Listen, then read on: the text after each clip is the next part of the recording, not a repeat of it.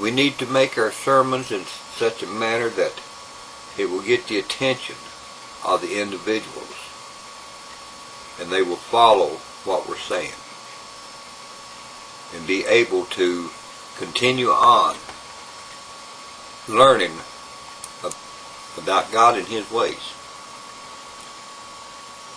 Last night I spent quite a bit of time, and then this morning when I got up, I spent more time thinking about these situations and realizing how much we may be failing what we're supposed to be doing. I know myself that I have spoken at times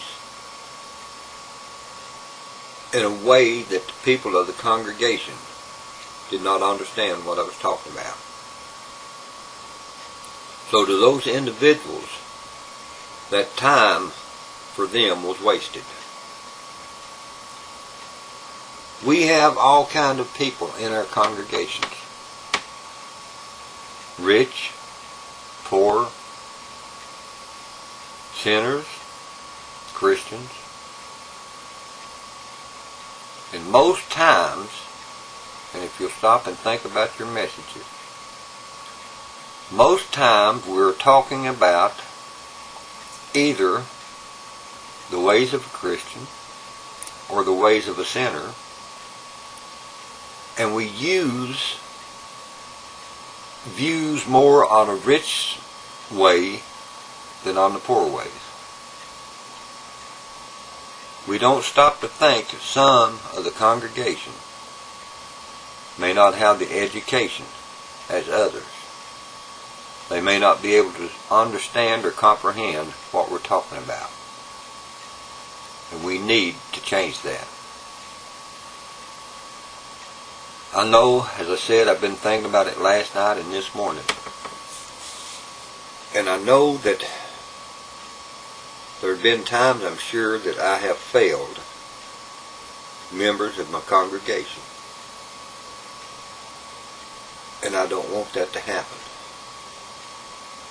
I want to learn how to put forth a message to where it can get everyone's attention, and they'll all be able to understand what I'm saying.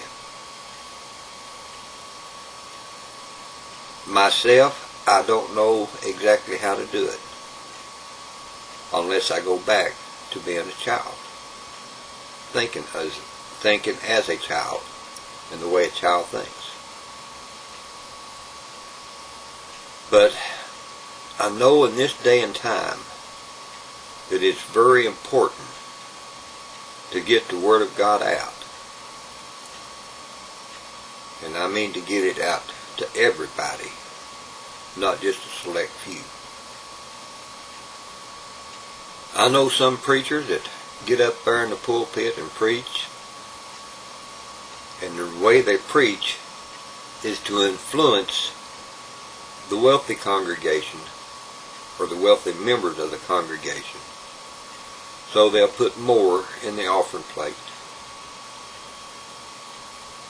And I just thought of it, but the thought just come to my mind when I done that, or when I said that, of the lady that gave her last mite, and how Jesus looked upon that lady.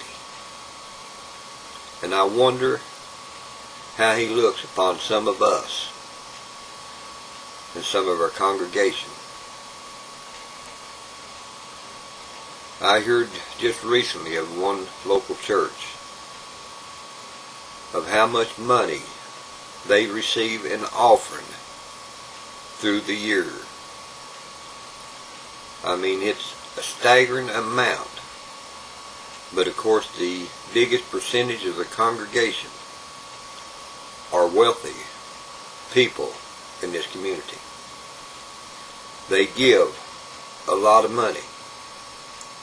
But most of the time, the reason for giving is not because God said to give the tithes and the offerings,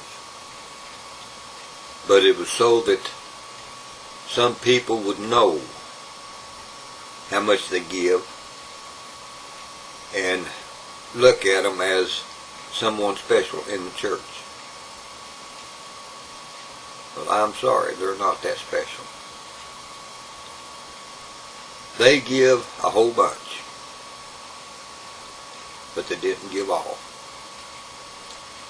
And you take that little old lady, little old man, little child that may have a nickel in the pocket, and the offering plate comes by, and they drop that nickel in the offering plate. That little nickel, in the eyes of God, means as much as that $100 bill that the millionaire put in.